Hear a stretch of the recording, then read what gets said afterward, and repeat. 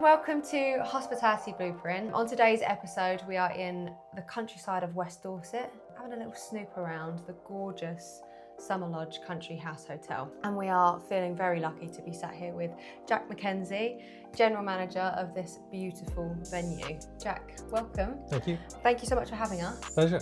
Really excited to talk to you about everything we've got coming up. So I'm going to get straight into it, if that's all right. Crack on. Okay. What was your very first job in hospitality and how did it lead you here to Summer Lodge? First ever job was behind a bar in a restaurant in South Africa a lifetime ago. And just fell in love with it straight away, really. Yeah. Not something I'd ever really intended on doing for any length of time. Once upon a time I was going to be a teacher and this was sort of an interim thing. Oh, okay. And then I just kind of carried on. I didn't really stop and ended up investing in that property with some friends and then ended up selling and moving to the UK, where my journey started again from complete scratch. My first ever job here was washing dishes. Was it? That was in February 2001, and 24 years later, I'm a GM.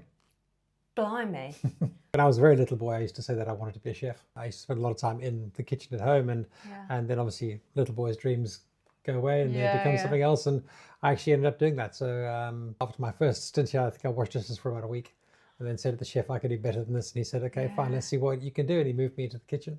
Brilliant. And the rest is history. So for me, my sort of path has been getting into management through F&B, really, from a kitchen sort of background. So many people go into management these days through the rooms kind of revenue side of things, and so mine's a slightly different path to most. But I find it hugely beneficial. It's really worked for me. Yeah. Seeing all those different parts of how the hotel functions, having different perspectives to others. I mean, it served you brilliantly. Yeah, I think. I mean, I was sort of laughingly say that the word general in my job title is not the general part that I signed up for. I don't think you get any more literal an opportunity in almost any career to really need to have the broad skill set that you do to run a hotel. For me to come up the path that I've taken has really empowered me and given me the tools that I need to really do this now. And how cool is that your childhood dream was to be a chef and you actually got to do it? Sure. I didn't really dwell on it at the time. I hadn't really thought about it afterwards. Actually, it was my mum who actually said it to me years later. She said, "You do know that this is what you said when you were a boy?" And I sort of laughed and said, "Yeah." What is one lesson you learned really early on in your career that stays with you today? It's probably the greatest piece of advice that I've ever been given by anyone, and it came from a guy who owned a small hotel, and he said to me one day, you must always keep in mind that the people that are coming to see you, they might have saved their entire lives for this opportunity. When you work in the luxury industry, as we are fortunate enough to do, you can get a little bit complacent sometimes about money, and about wealth and luxury, the things that you see around you. You kind of take them a little bit for granted. But if you remember that in your mind, that someone might have spent a lifetime getting themselves to this moment to be able to afford to come and stay with you, to have this experience, really perspectivizes things for you. This is the most important thing that's happening to that person at this particular time. That's a brilliant piece of advice. I've never thought about things like that. And you're right, you do get so complacent, or the novelty wears off, doesn't it? Although, you still love it, you still got such a passion for it. That's your day to day, so it's not everybody else's day to day. Oh no, I'm gonna. How lovely. Tell me about a time that you made a high risk career move that has ultimately paid off. For me, I suppose there are two that kind of leap out into my mind. The first one was when I accepted my first head chef's job. Looking back on it now, was I ready for that? Not a chance. The second time was when I accepted this job. Was I ready for that? Also not a chance. I think despite the hours and the experience that have gotten you to that position where someone is going to entrust you with this opportunity, the learning curve is so steep, and you just have to take your courage in both your hands and take that step forward. It's easy, I suppose, sometimes to say, no, I'm not going to. It's a bit too daunting, it's a bit too big, it's a bit too challenging.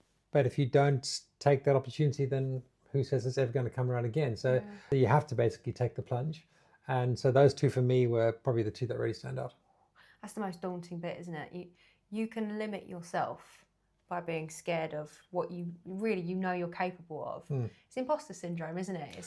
Yeah, that's exactly what it is. I mean, having taken the career path that I took to get to where I am now, because it's not a traditional path, that kind of rooms revenue side of things, you know, it does feel sometimes as if you're a bit of an imposter, you know, that you've come up a different way and you've gotten to things, and with everything that you're doing, it's an opportunity to learn something new. And I think a lot of the time, you know, it's knowing what you don't know is almost one of your strengths, and then surrounding yourself with people who can fill those gaps for you and kind of provide you with the support that you need to kind of get yourself to the next level. Really, it's a daunting task when you kind of take it on, and you sort of say yes to something, and then you kind of think, oh, actually, how am I actually going to do that in reality? Panic. Rewind. If actually I could just take exactly, that back. And for me as well, I think, you know, I never really set out to do this. This was never my career plan. These things have kind of come to me over time, and I've evolved into what I am now. And I suppose if I'd had that kind of clear-cut career path that I had intended to follow, and someone tapped me on the shoulder and said, I want to give you this job, I said, okay, great. But because I didn't have that, it was kind of a sense of, oh, do I really want to go down this path? And then you realize, well, you'd be foolish to say no to any kind of opportunity. So you say yes, and then you go, now what? Now I'm in it. I have to perform. And now it's sink or swim. 100%. Do you think it would have been more challenging to go one way or the other? So like you're saying, revenue, front office, or you've gone kitchen? I think a lot of that depends on the kind of property you're in.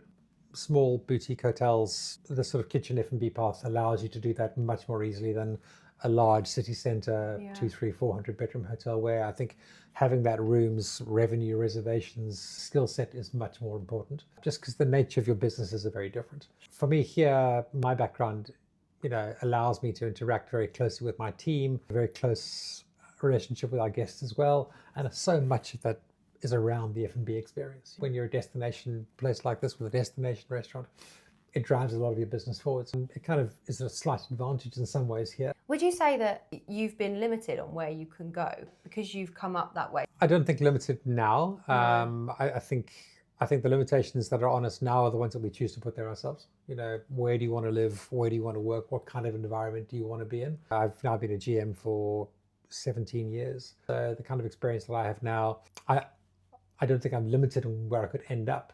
But getting to this point, certainly when you're much younger and you're embarking down this path and you're learning the management side of things, then maybe that is a bit limiting. But by the time that you've been doing it for a while, you realize that the crossovers of management are all the same. You come from a different perspective, but the fundamentals of it are unchanged. And that makes no difference from whether you're running a cafe, a pub, a restaurant, a 25-bedroom hotel or a 400-bedroom hotel. Hospitality is hospitality.